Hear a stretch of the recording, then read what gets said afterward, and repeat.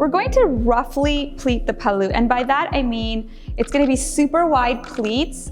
The reason for that is because I wanna show off as much of it as possible. So I'm gonna take super wide pleats, and you're gonna see in a moment, like I mean really wide. So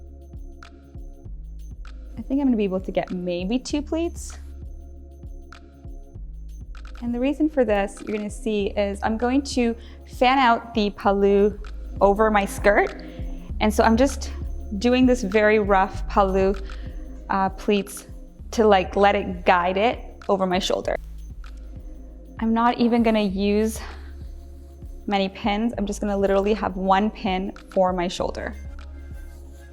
And so I want it for pretty much the length of my skirt. And I'm happy with that, so I'm just gonna put a pin here.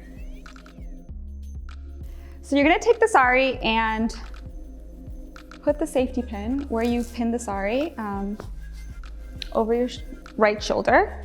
And okay, that's a little bit too long. I wanna show off at least a little bit of the bottom of the skirt, so I'm just gonna leave it like that. And I think that's a good length. Perfect. So I'm going to take the rest of the sari around me. And this is gonna be the quickest drape because all you're gonna do is roughly pleat the rest of the sari. You can check out the video I have on pleating. This is a super quick and easy method. It's gonna get you perfect pleats every time. And then just tuck it in. And then all you're gonna do is you can leave the pallu like this, or you can fan it out. And it completely changes your look and really shows off that beautiful, fancy pallu.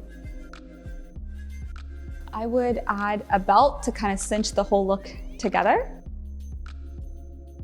I've added the belt, and this drape with a sari that has a beautiful pallu just elevates your look. It's super simple, super quick to drape, and yet you look like $1,000,000.